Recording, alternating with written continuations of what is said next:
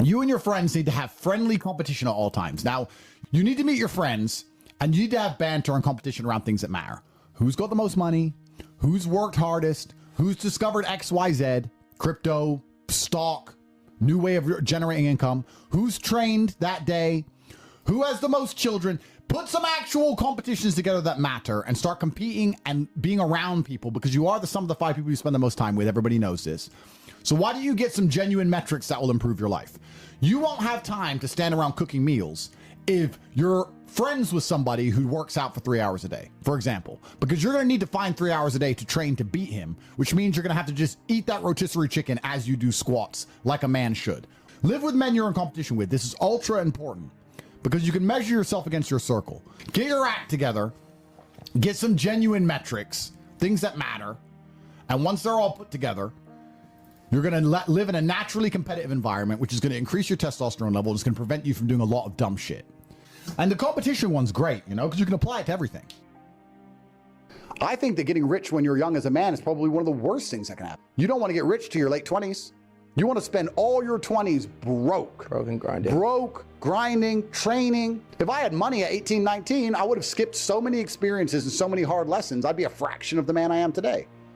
So I don't like the idea of kids just gambling and getting lucky. Yeah. Now, that's the worst thing that can happen to a young man. He's skipping all the struggle, all the pain and suffering he's going to attempt to skip with money. He's going to end up suffering more in the end, but he's going to just lose, lose, lose. I often see that when I speak to people who are too comfortable, they end up being unhappy. Yeah. You can't entertain yourself to happiness. You must earn happiness. You must climb a mountain. You must struggle yourself to happiness. That's extremely important. There must be physical, mental, social, creative, some kind of spiritual struggle. And those things being satisfied is what's going to satisfy you. It's like Bitcoin. Bitcoin's a mathematical equation. You solve the equation, you get a Bitcoin. Life is very much the same. There's struggles, there's difficulties which you have undertaken, which you have adopted to try and complete. And when you finish those things, then you get satisfaction as a reward. That's the Bitcoin. The only other alternative to that, to feel good, is hedonism. And that's not going to satisfy you for very long. And it's also going to destroy your life.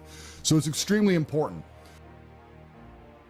Masculine competition is fun. I think what's fun as a man is being the best at anything, right? So I live in a very masculine environment because masculine competition drives you forward. We all work together. We all work inside of the company and we're very successful.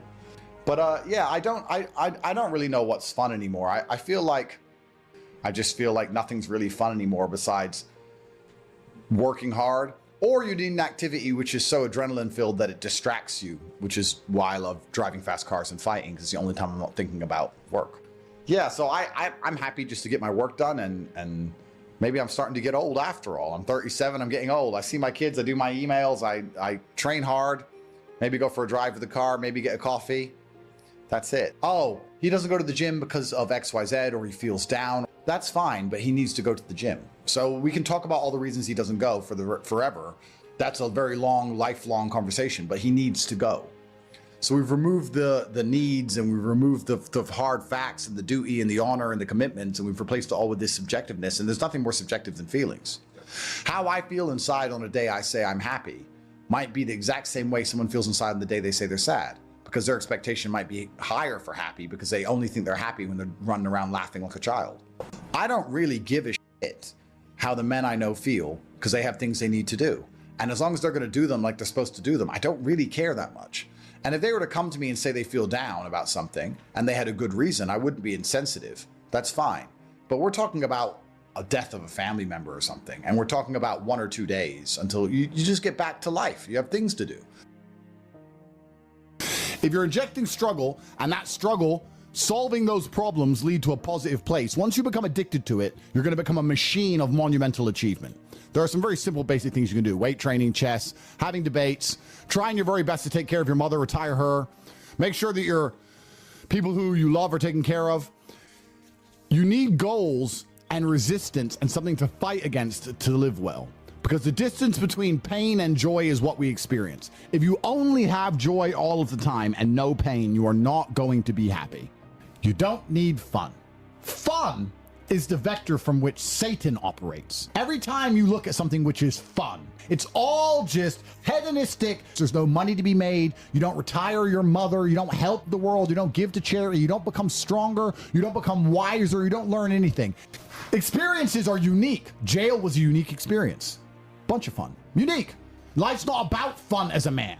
Life is about doing the right thing because it must be done. Now, there are some things that are fun which can be earned. And there are some things which are fun that you could do, which perhaps involve skill. Driving a supercar around a racetrack is fun. It involves skill. You have to be good at what you do. Cool. But a lot of this fun that is easily accessible to everyone, because not everybody can get a Ferrari on a closed racetrack. I can, you can't, because you're poor. You do not need fun until you've already reached the highest possible echelon. So this whole idea that you need fun in your life, you don't. What you need is purpose. You need discipline. You need hard work.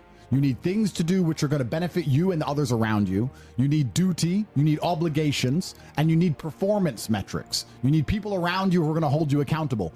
You're nobodies. You're not important. Nobody knows who you are. You're not physically strong. You're not financially wealthy. You have bigger concerns. Your obsession with fun is holding you back. These things you think are fun aren't fun.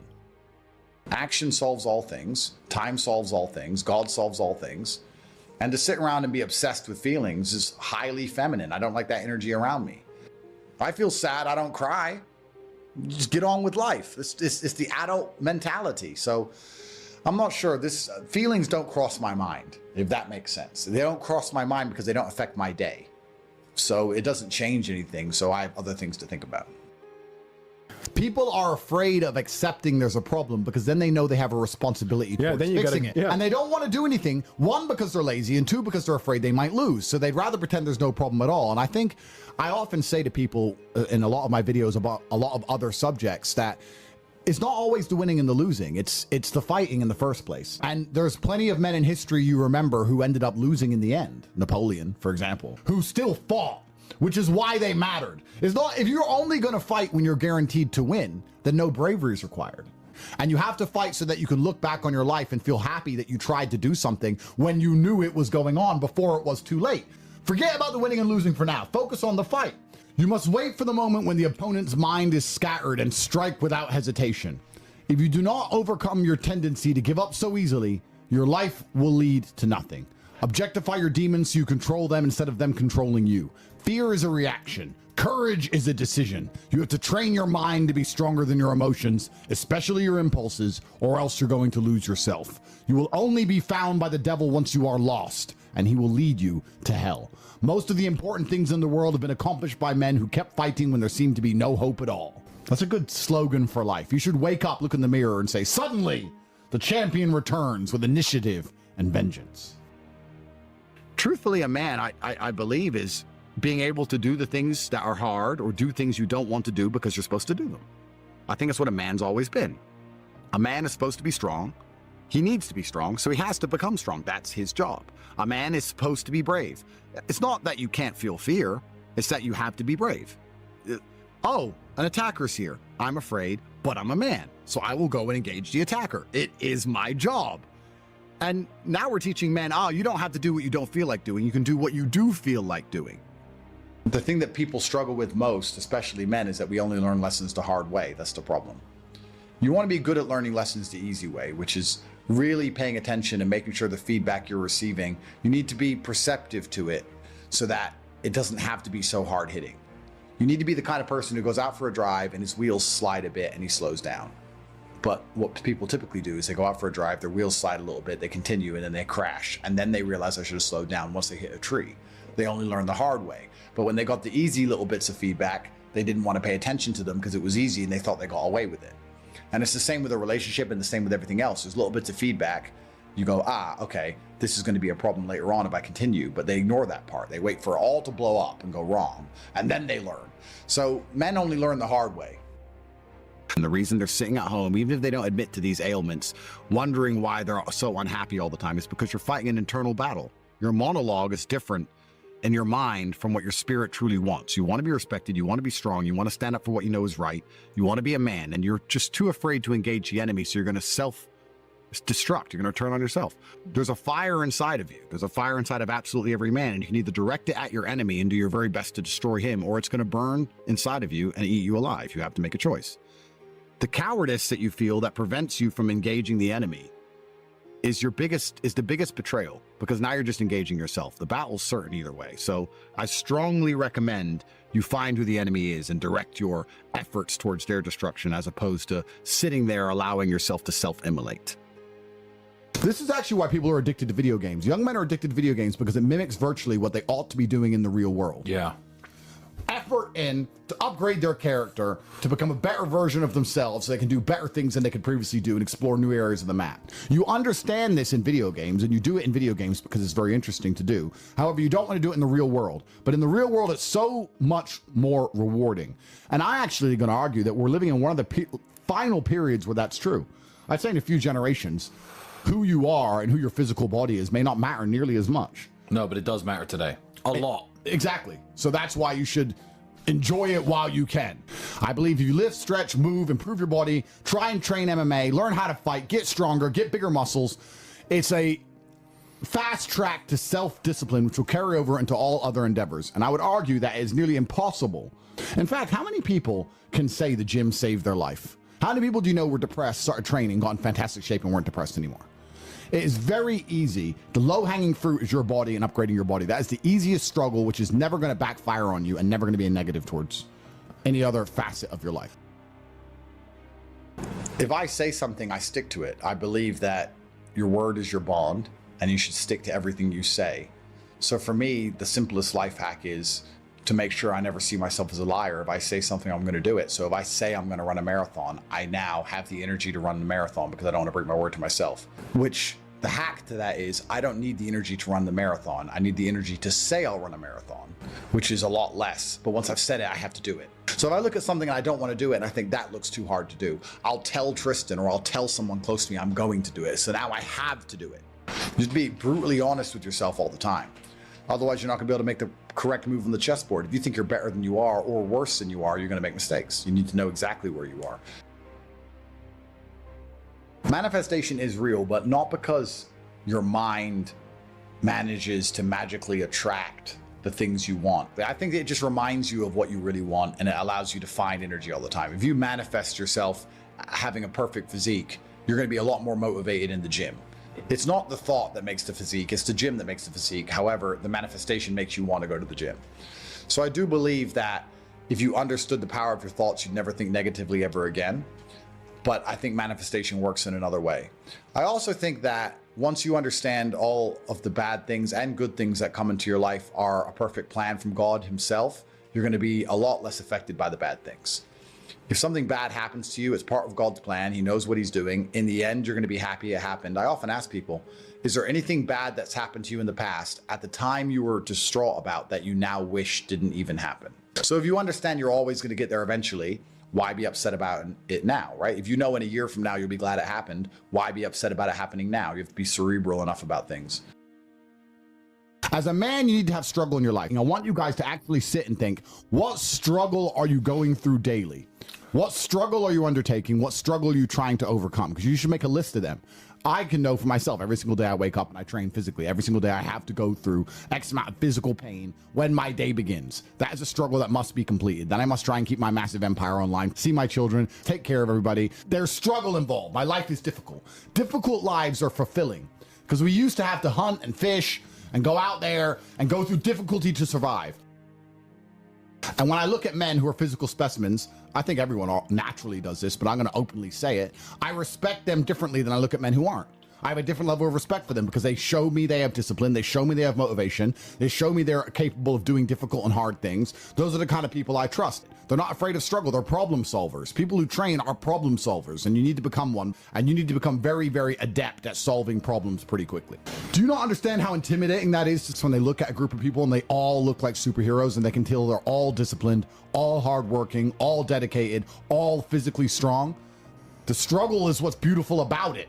That's the most important thing. That's what you have to understand. First, you want to become as strong as physically possible. So you want to be as strong as physically possible. Next, you want to try and make as much money as possible. Not even necessarily for the money, although money is extremely important because it allows you to take care of yourself. We talked about this before, but there's a challenge involved, and solving that challenge is going to make you feel more satisfied as a human. Happiness comes from success, and making money is success. You should try and make people around you smile and be happy. You should try and encourage positivity around you. You should be the kind of person that no one can really complain about their struggles around because they know that you're the person who's going to be like, why are you complaining when you could just simply fix it? So how do you find happiness? Happiness is in struggle. The struggle and the size of the struggle you're facing, along with how important it is and how important you feel it is deep in your heart, is directly correlated to how successful and how happy you're going to feel all of the time. Struggle is extremely important for a man, and you should be looking to inject struggle into your life permanently. For a man, your contentment will come from your purpose, and it will come from your competence, and it will come from succeeding objectives. It will come from completing difficult things that other people cannot complete. It will never come from the easily accessible hedonism, which you have confused for fun. If everybody can do it, you shouldn't want to do it. If everybody can go to that concert, you shouldn't want to go. If everybody can go to that club, you shouldn't want to go. You should only want to do things others can't do. The only fun I have is doing things I know you're not allowed to do. So you need to sit there and go, all right, I'm being asked to do something fun. Who else can do this? And if the answer is everybody, stop. I clear my emails. I've trained hard that day. I've made a couple $1 million. I've checked on all the people I love, all the people I care about. I've donated some money to charity. My children are fed. Their mothers are taken care of. Everything is in order. Everything is in its proper place. That is fun. If you say to me, Andrew, skip a portion of that, skip a portion of that organization and professionalism so that we can go and do something that everyone else can do, my answer will be no. That does not sound fun to me. And the fact that you think that's fun shows that you have a severe mental deficiency. Okay. Stay away from it. You're only going to find actual fun through purpose, and you're only going to find purpose through exceptionalism. So you need to become the best possible version of yourself in all realms. That's extremely important. The reason you are so unhappy is because you are trying to have fun. You're unhappy because you're trying to have fun instead of trying to become important. They are very different things, and you're never going to feel satisfied in your heart unless you become important. Please imagine, and I don't state this with arrogance, please imagine for a second you're the most Googled man on the planet. And you're a kickboxing world champion, and you have hundreds of millions of dollars, and you're built like a tank. Imagine how you feel when you look in the mirror. Nothing can match that, and nothing can beat that. I think if you take these approaches, if you take the approach of manifesting what you want so you're constantly motivated and understanding all the bad things that happen to you are just a lesson and one day you're going to get over it, it's pretty easy to be a happy, contented, balanced person. I don't think there's any serious magic to happiness. I think it's a choice, and it's pretty easy to do. I think the unhappiest people in the world don't have any struggle at all. You often find that people who are struggling but know exactly what they're supposed to do, if they're getting up every day and they're grinding and they're working hard and they don't have what they want yet, but they believe they're going to get it and they're trying their very best and they're dedicating themselves, they're very happy. Perhaps the people who are born with a trust fund and unlimited money and have no struggles in their life and they have no objectives to try and conquer are truly the miserable ones. Perhaps we're built for struggle. Perhaps the human mind and soul and spirit is built to struggle. Perhaps we're built to suffer. I know me as a man, I'm happiest when I suffer. Why did the emperors we discussed earlier constantly try and expand their empires? Because they wanted to struggle. Yeah. They wanted difficulty. Would you play a video game if it was easy? If you could never die? I mean, cheats get boring pretty quick. You play it because it's hard. That's the whole point of it. You're supposed to struggle with it. You're supposed to suffer with it. So I think a lot of people confuse these things and they sit and say, this is merely making me unhappy. Or, if I woke up and everything was just perfect, that'd be great for a few weeks. But if you just wake up and nothing ever goes wrong, I think that'd be quite depressing in its own way. That's the beauty of life, is the up and the down, because there's no light without dark.